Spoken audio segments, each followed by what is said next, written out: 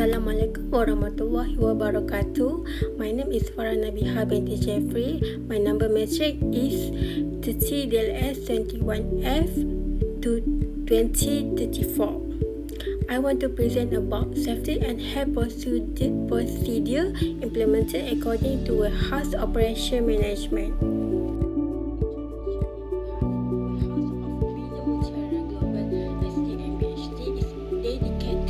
To ensuring the highest standards of safety equipment and supplies for various industry.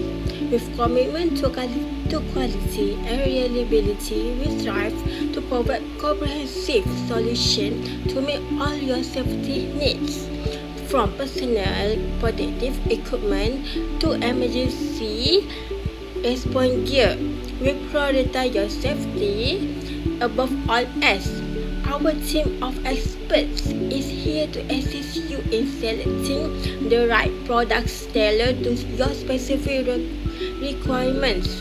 At Bina Mutiara Global SDM-BHT, safety is our priority and our warehouse reflect that commitment. So, this is an overview of warehouse safety. Next, hierarchy in a messy warehouse. The hierarchy: hazard identification, risk assessment, and risk control. Process is crucial in a messy warehouse setting. In such an environment, there are various hazards present that can pose risk to the health and safety of workers. Number 1. Hazard identification. In a messy warehouse, hazard can include trip hazard from cluttered walkways, falling objects from disorganized shelves, and chemical spills from improperly stored substance. Number 2. Risk assessment. Assessing the risk involved in these hazards involves evaluating the likelihood of an incident occurring and the severity of its potential consequences. For example, the risk of a worker tripping over clutter is high, and the consequences can range from minor injuries to more severe harm. Number 3. Risk control. Implementing control measures in a messy warehouse can involve organizing the space to minimize clutter, providing training on proper storage procedure, and using signing to alert workers of potential hazards. So, safety management. Describe the safety management of warehouse. Warehouse safety management is an important part of warehouse management that affects the health and safety of people, the storage of materials, and the safety of mechanical equipment. It also ensures that production can run smoothly. Safety policy. I have to describe the safety policy at workplace, focusing on warehouse. First, cleanliness. We keep our workspace clean and tidy to reduce the risk of slip or trip hazards. This is because we think about the quality of the responsibility from the customer. If our warehouse is not clean, it gives us work to do, and it's also a bad member view that can make employees uncomfortable to work. Second, fire safety. Ensuring charging stations are away from open flames, prohibit smoking, and have fire extinguisher in good working condition. Also, conduct fire drill at least once a year. Test fire alarm weekly and check smoke alarm monthly. So third, emergency preparedness. Create a fire evacuation and emergency plans and design a fire warden. Also, ensure the warehouse has emergency lighting and that employees are aware of emergency exits. Next, safety regulation. I have to describe the regulatory and guidelines under the DOSH requirements. The Occupational Safety and Health Act 1994, Act 514 is the primary legislation in Malaysia that regulates workplace safety and health. It was enacted on February 25, 1994 and outlines the responsibility of employers, employees, manufacturers, and suppliers to ensure a safe and healthy workplace. The Act includes guidelines on employees at work, establishment of safety and health committee at place of work, medical surveillance, notification of accident dangerous, and safety and health officer. So we move to hierarchy. I have 5 steps of risk assessment. Number 1, identify the hazard. Number 2, identify the people who might be harmed and how. Number 3, evaluate the risk and decide and precautions. Number 4, record the significant findings and implement them.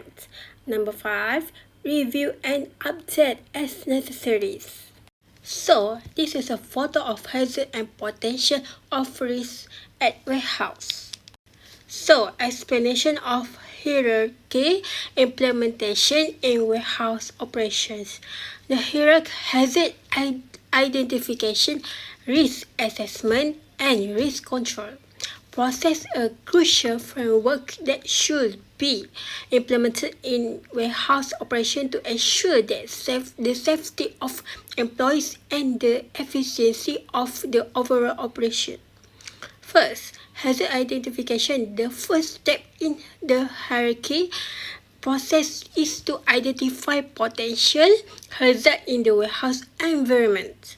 This includes physical hazards such as slippery floor, uneven surface, and hazardous substance, as well as ergonomic hazards like heavy lifting and repetitive movement. Second, risk assessment.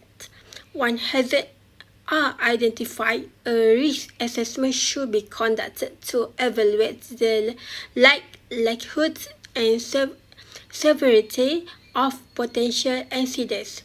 This involves assigning a risk rating to each hazard based on its probability of occurrence and the potential impact on employees and operation. Third, risk control.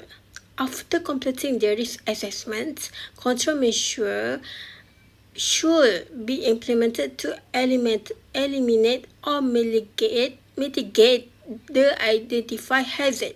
This can include implementing safety procedures, providing personal protective equipment, and conducting regular safety training for employees.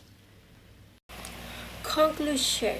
All in all, maintaining safety in the warehousing environment is critical to Bina Mutiara Global SC and BHT operations. The organization can preserve its asset and the health of its workers by putting through safety management system into place, regular risk assessment to identify potential hazards, the development of explicit safety policies and procedures specific to warehouse operation, comprehensive training for staff on safety procedures and the use of personal protective equipment, and routine inspection and maintenance to keep equipment in safe operating condition are all important components of a strong safety management approach. So, recommendation to keep the small warehouse neat and improve. Number 1, implement a systematic organization system with clearly labeled storage areas. Number 2, regularly declutter by removing any unnecessary item and properly disposing of them. Number 3, invest in storage solutions such as shelving units, bins and cabinets to maximize space. Number 4, create designated areas for different types of inventory or supplies to streamline the workflow. Number 5, develop a cleaning schedule and assign tasks to specific employees and ensure the warehouse is regularly. Number 6, consider implementing visual management tools such as color coding or floor marking to enhance efficiency.